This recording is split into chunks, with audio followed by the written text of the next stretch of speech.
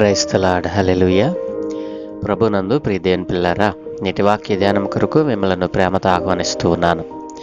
నేటి వాక్య ధ్యానముగా 44వ కీర్తన 1 నుండి 3 వచనాలు దేవుని లేఖనాన్ని చదువుకొని ధ్యానం చేసుకుందాం. ప్రధాన గాయకునికి కోరాహు కుమారులు చేసినది దైవ ధ్యానము. దేవా, పూర్వకాలమున మా పితరుల దినములలో నీవు చేసిన పనిని గురించి మేము చెవులారా విని ఉన్నాము. మా పితరులు దానిని మాకు వివరించిరి. నీవు నీ భుజబలము చేత అన్యజనులను వెళ్ళగొట్టి మా పితరులను నాటితివి. జనములను నిర్మూలము చేసి వారిని వ్యాపింపజేసేతివి. వారు తమ ఖడ్గము చేత దేశమును స్వాధీనపరచుకొనలేదు. వారి బాహువు వారికి జయము ఇవ్వలేదు. నీవు వారిని కటాక్షించితివి గనుక నీ దక్షిణ హస్తమే, నీ బాహువే, నీ ముఖ కాంతియే వారికి విజయము కలుగచేసెను. ఆమెన్. ప్రభునందు ప్రియదేవుని పిల్లరా, చదువుకున్న లేఖ నిమిత్తమే ప్రార్థన చేద్దాం. దయగలిగిన మా ప్రియ పరలోకపు తండ్రి, సర్వోన్నతుడా, పరిశుద్ధుడా, జీవము కలిగిన యేసయ్య, మీ ఉన్నతమైన ఘనమైన నామానికి స్తోత్రాలు నాయన. ప్రతి ఉదయమున మీ దివ్యమైన లేఖనాలను ధ్యానం చేయటానికి మీరు మాకు ఇచ్చిన ఈ మంచి సమయాన్ని బట్టి మీకు వందనాలయ్యా. ఇదిగో ఈరోజు మీరు మాకు ఇచ్చినటువంటి మేము చదువుకున్న ఈ లేఖన భాగాన్ని మా కొరకు దీవించండి. ఈ లేఖన భాగంలో నుండి కొన్ని ఆత్మీయ పాఠాలు మీరే మాకు బోధించి నేర్పించమని యేసయ్య నామమును అడుగుచున్నాము తండ్రి. ఆమెన్. ప్రభునందు ప్రియ దేవుని పిల్లారా, చదువుకున్న ఈ 44వ కీర్తన కోరాహు కుమారులు, మరి ప్రధాన గాయకునికి కోరాహు కుమారులు చేసినది అన్నారు. ఈ కీర్తన మరి ఎవరు రాశారో ఖచ్చితంగా మనకు తెలియదు, కానీ కోరాహు కుమారులు చేసినది అని ఇక్కడ దైవ ధ్యానముగా మరి శీర్షికలో తెలియబడతా ఉంది. ప్రియదేవుని పిల్లరా, ఇది ఎవరు రాస్తారో మనకు తెలియదు, కానీ ఈ కీర్తన ఇశ్రాయేలీయుల బాధ వారు వ్యక్తపరిచిన ఒక విలాప కీర్తనగా ఇది పిలువబడతా ఉంది. ఇశ్రాయేలీయులు దాస్యపు బ్రతుకులో ఉన్నప్పుడు, వారు దేవునికి మొరపెట్టినప్పుడు దేవుడు వారి మొర విని ఆలకిస్తాడు. ప్రియదేవుని పిల్లరా, ఇశ్రాయేలు జనాంగము కొద్ది మందిగా ఐగుప్తునకు వెళితే అక్కడ ఐగుప్తు జనము కంటే గొప్ప జనముగా దేవుడు వారిని ఆశీర్వదించాడు. వారు కొన్ని వందల సంవత్సరాలు అక్కడ దాస్యపు బ్రతుకులో ఉన్నప్పుడు దేవుడు వారు పెట్టిన మొరను ఆలకించాడు. నా ప్రజలు దాస్యపు జీవితంలో ఉండకూడదు అని, వారిని దాస్యపు గృహముల నుండి విడిపించాలి అని ఆయన సంకల్పించాడు. ప్రియదేవుని పిల్లరా, ఆ రీతిగానే దేవుడు వారిని ఆ దాస్యపు బ్రతుకు నుండి మరి రక్షించాడు. దేవుడు తన ప్రజల పట్ల తన సంకల్పాన్ని, తన ఉద్దేశాన్ని నెరవేర్చుకున్నాడు. ప్రియదేవుని పిల్లలారా, ఈ రోజున మానవుడు తన జీవితంలో ఒక ఉన్నతమైన స్థానానికి వెళ్ళాలని ఆశపడతాడు. ఆ ఆశను తీర్చుకోవటానికి మరి తనకు ఉన్నటువంటి ప్రతి దానిని ఉపయోగించుకుంటాడు, ప్రతి వనరును ఉపయోగించుకుంటాడు. తాను కోరుకున్న స్థానానికి ఎదిగినప్పుడు ఆ స్థానాన్ని సంపాదించటానికి మొదట దేవునికి మొరపెడతాడు. దేవుడు ఆ మొర విని ఆ స్థానాన్ని చేరుకోవడానికి, ఆ కోరికను సిద్ధింప చేసుకోవడానికి ఆయన సహాయం చేస్తాడు. ఎప్పుడైతే మానవుడు ఆ యొక్క ఉన్నతమైన స్థానాన్ని, తాను కోరుకున్న స్థానాన్ని చేరుకుంటాడో, ఆ తరువాత ఆ స్థానానికి చేర్చినటువంటి ఆ సర్వాధికారి అయిన దేవుణ్ణి మర్చిపోతాడు. సాధారణంగా మానవ జీవితంలో మనం ఇదే చూస్తూ ఉన్నాం కదూ. ప్రియదేవుని పిల్లరా, నీకు విజయాన్ని చేకూర్చిన వాడు దేవుడే అని గుర్తించకపోతే, నీవు కోరుకున్న స్థానానికి, నీవు కోరుకున్న గమ్యానికి చేర్చినవాడు ఆ సర్వాధికారి అయిన దేవుడే అని నీవు మరిచిపోతే ఎలా? ఇక్కడ ఇశ్రాయేలు జనాంగము మరి తాను సృష్టించినటువంటి సృష్టికర్తను మరచిపోయి దేవుడు దేవుడు నడవమన్నటువంటి మార్గములు నడవక వారు తమ తమ మార్గములను చెరిపివేసుకొని ఎవరికి నచ్చినట్లుగా వారు మరి వేరే వేరే దిక్కులకు వారు వెళ్ళిపోయినప్పుడు తక్కువ జనంగా వెళ్ళినటువంటి ఇశ్రాయేలు ప్రజలు ఐగుప్తులో చేరి అక్కడ గొప్ప జనముగా ప్రబలుతారు. ప్రియదేని పిల్లారా, ఈ ద్వితీయ స్కంధము మనకు నిర్గమాకాండములో ఉన్నటువంటి ప్రతి దృగ్విషయాన్ని ప్రతిబింబింపచేస్తుంది. నిర్గమాకాండములో మరి దేవుడు వ్రాయించినటువంటి ఇశ్రాయేలు జనాంగపు దాస్యపు బ్రతుకు, వారు ఐగుప్తు దాస్యపు బ్రతుకులో నుండి ఎట్లా విడిపింపబడ్డారు, దేవుడు వారికి వాగ్దానం చేసిన భూమికి ఎలా చేరారు మొదలగాను అన్ని విషయాలు కూడా నిర్గమాకాండ గ్రంథములో మరి వివరించబడ్డాయి.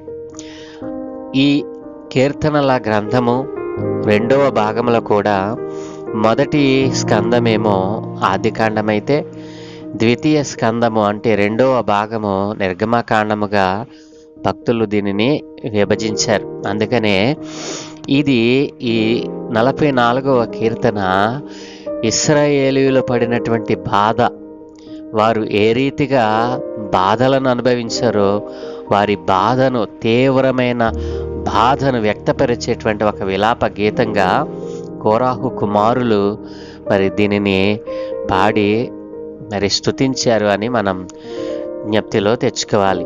ప్రియదేని పిల్లరా, ఈ కీర్తన దేవుని యొక్క శక్తిని మరియు ఆయన యొక్క నాయకత్వము మరి ఎంత ఉన్నతమైనదో, ఆయన తన శక్తి చేత, తన బలము చేత వారిని దాస్యపు బ్రతుకుల నుండి ఎలా మరి విడిపించగలిగాడో మరి ఇక్కడ చక్కగా ఈ కీర్తనలో మనం ధ్యానం చేయవచ్చు.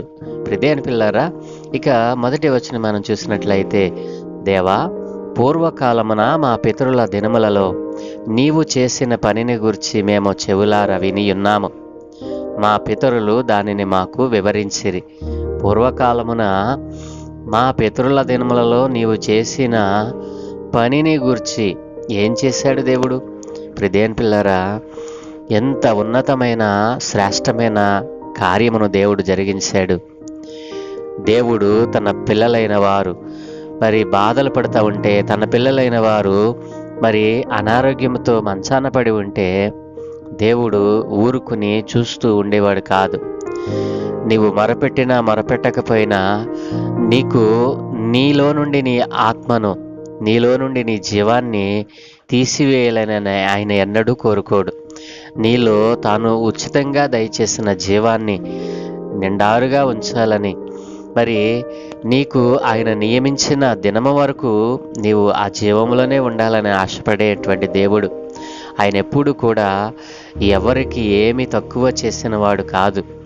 అందరికీ వారి వారి అక్కరల కొలది ఆయన తన ఈవులను అందిస్తూ వస్తూ ఉన్నాడు. ఆ క్రమంలోనే తన ప్రజలైనటువంటి ఇశ్రాయేలు జనాంగం, ఆనాడు ఇశ్రాయేలు జనాంగము ఎంత వేదన అనుభవిస్తే, ఎంత బాధలను పడితే దేవుడు వారి మొరను వినగలిగాడు. మరి మీ మొరలు నా సన్నిధికి చేరాయి అని తన సేవకుని ద్వారా మరి తను వర్తమానం పంపాడు. ప్రియదేని పిల్లరా, ఇక వారి జీవితంలో ఇక మేము ఎన్నడూ కూడా విడిపింపబడమేమో, ఇక మా బ్రతుకు ఇక్కడితో ముగించేస్తామేమో, ఇక్కడే మా బ్రతుకులు ముగుస్తాయేమో అనుకున్న సమయంలో దేవుడు ఒక వెలుగుగా వారి మధ్య ప్రత్యక్షమై మరి తాను తన ముఖ కాంతిలో వారికి రక్షణ అనుగ్రహించాడు, విడుదల దయచేశాడు. ప్రియదేని పిల్లరా, మరి వారు అంటున్నారు కదా, నీవు చేసిన పనిని గురించి మేము విని మరి మేము ఎంతగానో సంతోషించాము అంటున్నారు. ఆయన చేసిన పని ఎంత అద్భుతమైనది, ఏ మానవుడు కూడా చేయలేనటువంటి పని, ఏ వ్యక్తి కూడా చేయలేనటువంటి పని. కొన్ని లక్షల మందిని ఆయన తన బాహు చేత రక్షించాడు. తన ముఖ కాంతిలో వారికి విజయాన్ని కలుగు చేశాడు. ప్రియదేవుని అందుకు అంటున్నారు కదా, వారు స్తుతిస్తూ పాడుతా ఉన్నారు, నీవు నీ భుజబలము చేత అన్యజనులను వెళ్ళగొట్టి మా పితరులను నాటితివి. అంటే ఇశ్రాయేలు ప్రజలకు దేవుడు వాగ్దానం చేసినటువంటి ఆ పాలు తేనెలు ప్రవహించే కనాను దేశమును చేర్చడానికి ఆయన మరి ఎంతగా ఆయన మరి తన పనిని కొనసాగించాడు. మరి అక్కడున్నటువంటి వారిని మరి నిర్మూలన చేసి, అక్కడున్నటువంటి దేవుని భయము లేనటువంటి వారిని, దేవుని జనాంగము కాని వారిని ఆయన తీసివేసి వారిని అక్కడ వాగ్దాన భూముల వారిని నాటాడు. దేవుని పిల్లరా, ఈ కార్యములను జరగటానికి కారణం మా యొక్క బలము కాదు, మా శక్తి కాదు, మరి మాకున్నటువంటి ఆస్తిపాస్తులు కాదు, మరి నీ బాహువే, నీ దక్షిణ హస్తమే, నీ ముఖకాంతియే వారికి విజయము కలుగ చేశాను అని మరి భక్తులు మరి దేవునికి మరి కీర్తిస్తూ ఉన్నారు. అవునండి, మన జీవితంలో మనము ఏ విజయాన్ని సాధించాలి అన్నా దేవుని దక్షిణ హస్త బలము లేకపోతే మనం దానిని కొనసాగించలేము, దానిని చేరుకోలేము. ప్రియదేవుని పిల్లరా, అందుకే వారు మాట్లాడుతూ పాడుతున్నారు కదా, నీ దక్షిణ హస్తమే, నీ బాహువే, నీ ముఖ కాంతియే వారికి విజయము కలుగ చేశాను.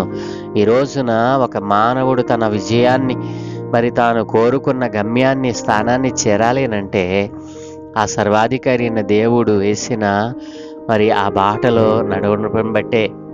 అలాగున నడవకపోతే నీవు కోరుకున్న గమ్యానికి, స్థానానికి నీవెన్నడూ చేరుకోలేవు. ఆ స్థానాన్ని చేరుకోవడానికి ఆయన ఒక గమ్యాన్ని, మార్గాన్ని ఏర్పాటు చేశాడు. ఆ మార్గాల్లో ఎవరైతే నడుస్తారో ఆ మార్గములో ఆయన విధులను, న్యాయమైనటువంటి ఆయన ఆజ్ఞలను పాటిస్తూ నడుస్తారో వారికి తప్పక ఆయన విజయాన్ని అనుగ్రహిస్తాడు.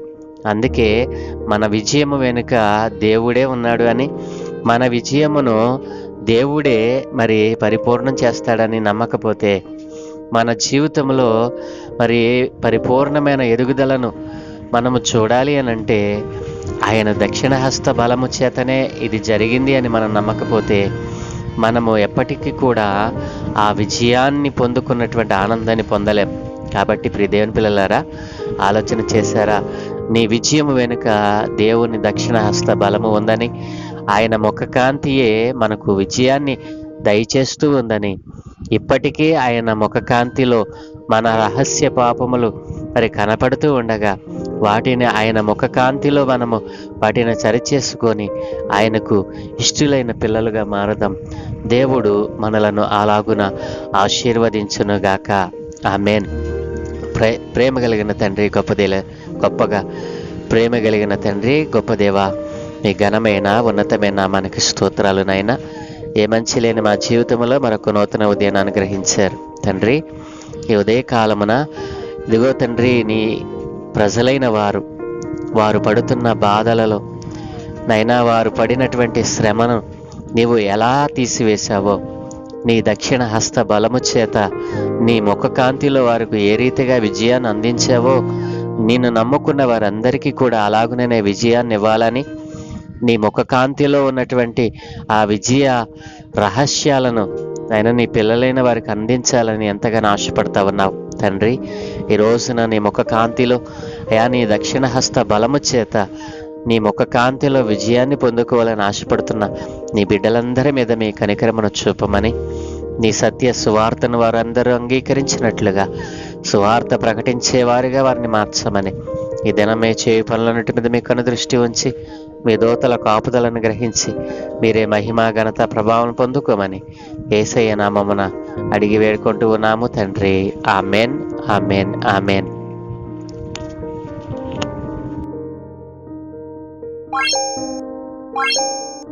What?